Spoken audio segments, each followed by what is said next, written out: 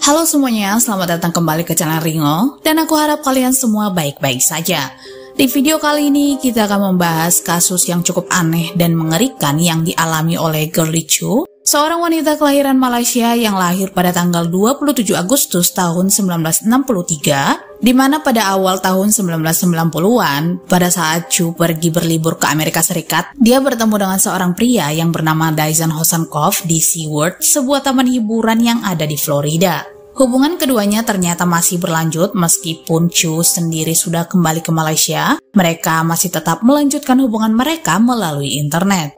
Girlie Choo benar-benar terpesona dan benar-benar percaya dengan Hosankov yang mengaku sebagai dokter ahli bedah toraks atau bedah organ di dalam rongga dada dan mengaku sebagai ahli genetika yang memiliki penyakit leukemia yang dia klaim dia dapatkan pendidikan itu dari Universitas Tokyo dan juga Cornell Medical College. Tidak membutuhkan waktu yang lama, pasangan ini akhirnya memutuskan untuk menikah, tepatnya pada tahun 1993. Kemudian mereka pindah ke Albuquerque di New Mexico, di mana Girlie Choo bekerja sebagai teller di salah satu bank yang ada di sana. Dan ternyata dia adalah seorang pekerja yang luar biasa, yang bahkan mendapatkan perjalanan ke Hawaii dan juga ke San Francisco. Girlie Choo yang baru saja memulai kehidupan barunya tentu saja sangat bahagia, apalagi dia juga sangat ingin memiliki anak. Selama berbulan-bulan dia mencoba untuk hamil, dia bahkan pergi ke dokter untuk melakukan pemeriksaan, tapi sayangnya dokter bilang kalau dia mengalami kesulitan untuk memiliki anak. Tapi 3 tahun kemudian, pada tahun 1996, suaminya pulang ke rumah setelah melakukan perjalanan kerja. Dia pulang dengan membawa seorang anak laki-laki yang dia klaim sebagai seorang yatim piatu yang berasal dari Meksiko dan dia berencana akan mengadopsinya.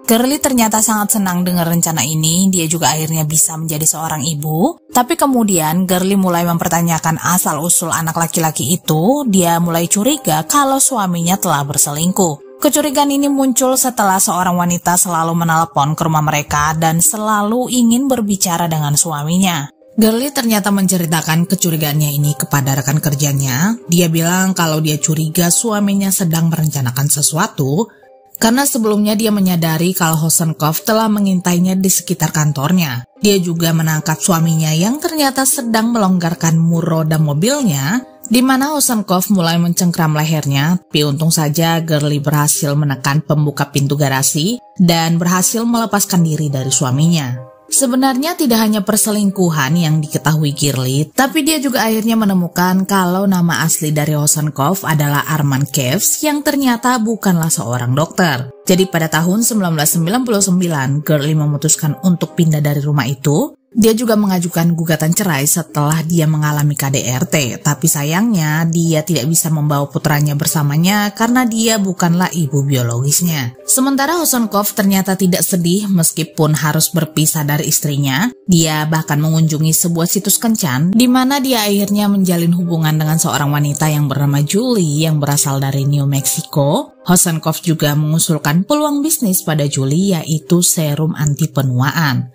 Hosankov bilang kalau saat itu dia sudah berusia lebih dari 100 tahun dan dia adalah salah satu bagian dari alien. Julie sepertinya sempat percaya dengan Hosankov, tapi kemudian dia meminta pihak berwenang untuk melakukan pemeriksaan latar belakangnya yang ternyata diketahui dia sudah menikah. Setelah Girlie Choo pergi dari rumah, tidak ada lagi yang mengurus putra mereka, jadi Hosankov akhirnya menempatkan putra mereka untuk diadopsi. Lalu pada tanggal 10 September tahun 1999, Girlie Choo ternyata tidak masuk kerja dan rekan kerjanya benar-benar khawatir karena dia tidak pernah absen tanpa pemberitahuan. Jadi akhirnya mereka melaporkan kejadian ini ke kantor polisi. Hosankov yang juga suami dari Girlie Choo tentu saja menjadi tersangka utama dalam penyelidikan ini, tapi pada hari itu dia telah berangkat ke Charleston, Carolina Selatan. Sebelum kita bahas kasus ini lebih jauh, kita akan bahas sedikit mengenai Hosankov yang sebenarnya memiliki nama asli Armand Keyes yang lahir pada tanggal 5 Maret tahun 1965 di kota Houston, Texas, Amerika Serikat. Dia kuliah di California dan lulus dengan gelar sarjana ilmu kimia, kemudian dia memiliki keinginan untuk belajar ilmu kedokteran. Dia bahkan mencoba mendaftar di beberapa sekolah kedokteran, tapi ternyata tidak satu pun yang menerimanya. Hal ini benar-benar membuatnya sangat marah sampai dia mengalami depresi, hingga akhirnya Hosenkopf memutuskan untuk berpura-pura menjadi siswa kedokteran. Dia mencoba mendaftar di salah satu sekolah kedokteran di Utah setelah dia memperbaiki transkrip nilainya, tapi sayangnya kebohongan itu tidak berlangsung lama karena pihak sekolah akhirnya mengetahui kecurangan tersebut, jadi mereka membatalkan penerimaannya. Meski begitu, Hosenkopf ternyata tetap mengaku pada orang-orang sebagai seorang ahli bedah. Dalam CV-nya, dia bahkan menuliskan berbagai penghargaan akademik yang dia terima, penelitian yang dia klaim telah dia lakukan lebih dari 40 kali, dan dia juga mengaku memiliki gelar PhD dalam bidang genetika. Hal yang paling aneh lainnya yang dia klaim setelah dia pindah ke Meksiko yaitu bahwa dia sudah berusia 2000 tahun, dan dia masih terlihat muda karena dia telah menemukan sebuah serum awet muda atau serum yang membuatnya menjadi abadi. Dia mengaku telah menemukan serum tersebut 2000 tahun yang lalu karena dia memang memiliki pendidikan yang luar biasa yang dia dapatkan 2000 tahun yang lalu. Bahkan dia bilang kalau dia telah menemukan obat yang dapat menyembuhkan penyakit kanker yang dideritanya dan juga untuk obat kanker payudara. Pasien yang sedang mengalami penyakit tersebut, termasuk para wanita, tentu saja sangat senang mendengar hal ini. Mereka bahkan rela membayar dengan jumlah uang yang cukup besar demi obat yang disuntikan Hosenkopf setiap harinya. Mereka berharap penyakit yang mereka derita akan sembuh, tapi sayangnya itu tidak benar-benar terjadi. Mereka juga sebenarnya tidak menyadari kalau Hosenkopf sebenarnya berbohong karena selama ini dia memberikan suntikan vitamin B6 yang membuat mereka justru bersemangat dan mereka merasa baik-baik saja. Hosenkopf juga ternyata secara terus-menerus mencari korban. Dia juga cukup gencar menggunakan internet untuk melancarkan aksinya, dan benar saja hal itu memang cukup berhasil. Ada beberapa orang wanita yang telah menjadi korban dari Hosenkopf, bahkan sepertinya beberapa di antara mereka sudah bertunangan dengannya, di mana semua ini terjadi pada saat dia sudah menikah dengan Girly Chu. Dalam penyelidikan, pihak berwenang akhirnya berhasil menemukan asal-usul sebenarnya putri angkat mereka. Hosenkopf ternyata sebelumnya pernah bertemu dengan seorang wanita Jepang yang sudah tinggal di Kanada pada saat dia melakukan perjalanan kerja ke Kanada, tepatnya pada awal tahun 1995. Wanita itu bekerja di salah satu toko perhiasan yang ada di Alberta, Kanada, di mana saat wanita itu sedang bekerja, Hosenkopf mendatanginya. Dia memperkenalkan dirinya sebagai seorang dokter yang telah bekerja selama kurang lebih dari 10 tahun di salah satu rumah sakit di San Francisco, tapi kemudian dia pindah ke New Mexico karena dia harus menjalankan tempat praktek medis bersama orang tuanya. Selain itu, dia juga mengaku kalau sebenarnya dia berasal dari keluarga kaya raya yang tadinya tinggal di Swiss, tapi sekarang mereka menjadi warga negara Amerika Serikat. Hubungan mereka ternyata terus berlanjut, mereka berkomunikasi melalui panggilan telepon ataupun berkirim surat, dan diketahui juga kalau wanita itu sempat datang ke New Mexico. Dia juga bertemu dengan Hosenkopf, di mana Hosenkopf ternyata membawa wanita itu ke rumahnya, tapi Hosenkopf tidak benar-benar membawa wanita itu berkeliling ke seluruh rumahnya. Dalam perjalanan ini, hubungan asmara mereka dengan cepat berkembang. Bahkan setelah wanita itu kembali ke Kanada, Hosenkopf masih tetap datang menemuinya di Kanada. Lalu pada bulan November tahun 1995, wanita itu tidak menyadari kalau ternyata dia sedang hamil, padahal saat itu dia sudah kembali ke Jepang, di mana dia melahirkan seorang anak laki-laki pada bulan Agustus tahun 1996. Sementara Hosenkopf sendiri sebenarnya percaya kalau anak laki-laki itu adalah anak biologisnya, dan selama wanita itu hamil, mereka juga tetap saling berkirim surat memberitahu Hosenkopf kalau dia sedang hamil, meskipun mereka tidak berkomunikasi melalui panggilan telepon. Hosenkopf kemudian memberitahu wanita itu kalau anak mereka akan mewarisi kelainan genetika seperti yang dia alami, yang akan membutuhkan perawatan medis selama seumur hidupnya. Dan perawatan ini benar-benar membutuhkan uang yang cukup besar, di mana dari segi keuangan akan lebih baik kalau Hosenkopf yang membesarkannya. Jadi setelah wanita itu melahirkan, dia berangkat ke Meksiko bersama dengan putranya. Mereka menghabiskan waktu selama beberapa hari di sebuah hotel bersama dengan Hosenkopf, di mana Hosenkopf membuat janji-janji yang sebenarnya dia tidak pernah tepati. Dia juga sempat menjelaskan kenapa Hosenkopf tidak bisa menikahinya dan kenapa mereka harus menutupi hubungan mereka. Setelah pertemuan ini, Hosankov akhirnya membawa putranya pergi, sementara wanita itu sepertinya tidak bisa kembali ke Jepang. Jadi dia memutuskan untuk pergi ke bagian selatan Meksiko. Dia memulai kehidupan barunya di sana. Dia mendapatkan pekerjaannya dan bertemu dengan seorang pria yang merupakan seorang pensiunan profesor. Bahkan tidak membutuhkan waktu yang lama. Tepatnya pada tahun 1998, pasangan ini memutuskan untuk menikah dan dikaruniai seorang anak.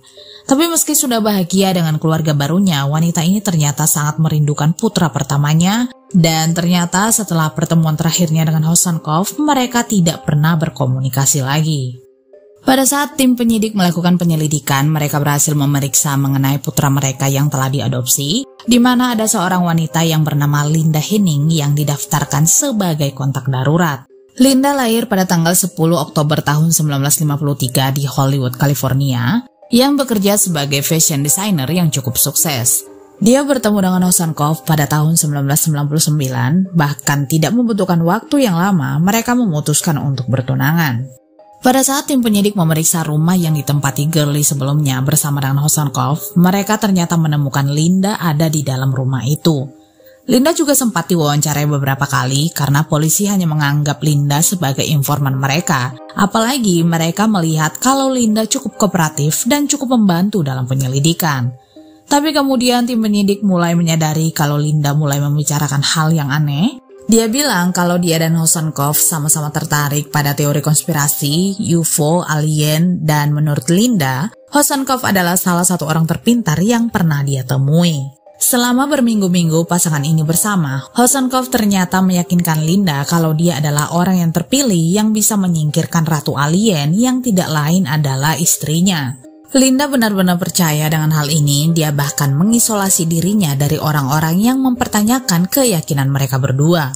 Kemudian pada saat polisi menanyakan mengenai hilangnya Gurley, Linda bilang kalau dia tidak tahu mengenai hilangnya Gurley Chu. Yang dia tahu, Gurley hanyalah pengasuh Hosankov karena dia sedang sakit kanker. Pernyataan ini ternyata mulai membuat pihak berwenang menjadi curiga dengan Linda. Mereka berpikir kalau Linda mungkin kaki tangan dari Hosankov. Pada saat tim penyidik pergi ke rumah Hosankov dan Gurley, mereka menemukan aroma pemutih yang kuat, ada noda darah kecil di sofa termasuk karpet. Mereka juga menyadari kalau sepertinya seseorang mencoba membersihkan noda tersebut menggunakan pemutih. Tapi sayangnya itu tidak berhasil. Mereka juga menemukan bulu kucing di apartemen itu, padahal Gurley tidak memiliki kucing. Jadi tim penyidik mengambil karpet dan beberapa barang lainnya ke laboratorium untuk dilakukan pengujian. Pada hari yang sama, salah seorang petugas kepolisian yang sedang berkendara menemukan pakaian dengan noda darah termasuk celana pendek, celana dalam, lakban dengan helaian rambut hitam panjang yang menempel,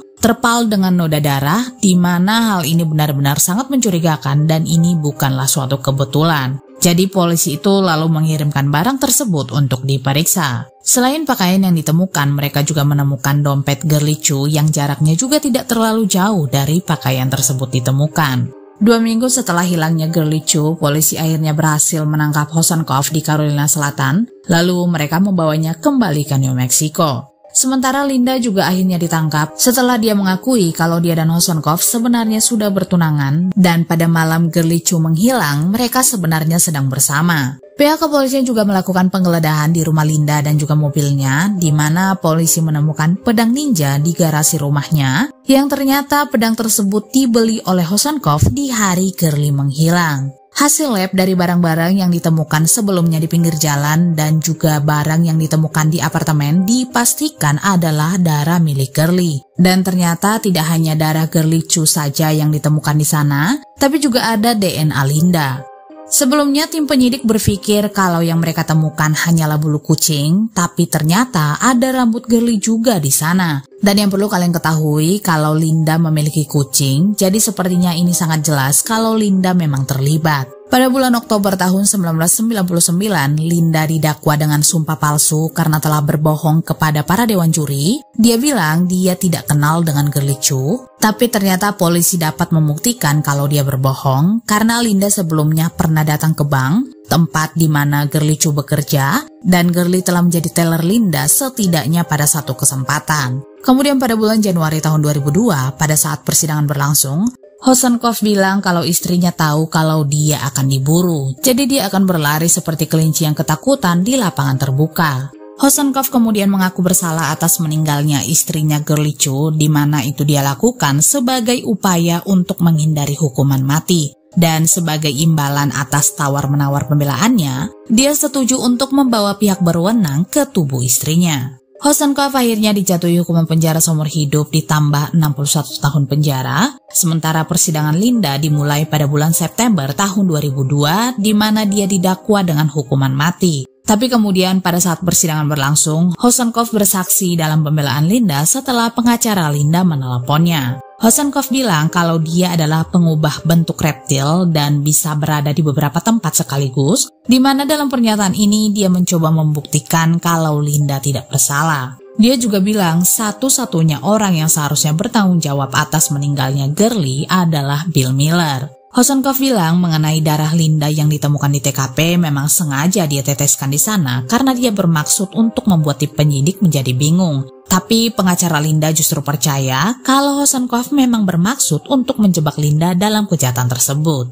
Lalu pada bulan Oktober tahun 2002, Linda dinyatakan bersalah atas pembunuhan tingkat pertama. Dia juga dihukum karena penculikan, konspirasi dalam penculikan Girlie Chu, merusak barang bukti, dan 4 tuduhan sumpah palsu. Jadi Linda harus menghadapi hukuman mati. Tapi beberapa bulan kemudian, jaksa Paul menulis dalam sebuah laporan investigasi kehadiran di mana Linda telah membuat pernyataan. Dia mengklaim kalau dia benar-benar telah memakan tubuh Girlie. Jadi sekarang mereka tidak akan pernah menemukan tubuhnya. Tapi terlepas dari tuduhan itu, Linda akhirnya dijatuhi hukuman penjara selama 73 tahun. Dan orang terakhir yang menerima hukuman yaitu Bill Miller. Dia didakwa dengan 5 tuduhan telah merusak barang bukti. Dia harus menerima 1 tahun masa percobaan. Dan yang perlu kalian ketahui mengenai Bill, dia adalah salah satu teman Hosenkopf dan Linda yang tergabung dengan grup UFO atau orang-orang yang percaya dengan alien. Bill Miller ternyata sangat suka dengan teori konspirasi. Dia bahkan berpikir kalau alien akan mengambil alih beberapa area yang ada di New Mexico ataupun di bumi. Bahkan pada saat dia sudah berada di penjara, dia tetap menceritakan berbagai teori konspirasi gila. Tidak hanya itu saja, ternyata Bill bilang pada teman satu selnya kalau sebenarnya Hosenkopf lah yang menyuruhnya untuk menyingkirkan Girlie Chu karena Bill adalah seorang pemburu. Jadi Hosenkopf meminta Bill seperti melakukan perburuan di mana Girlie Chu menjadi kelinci buruannya. Tapi kembali lagi, hal itu tidak bisa dipastikan benar-benar terjadi atau tidak.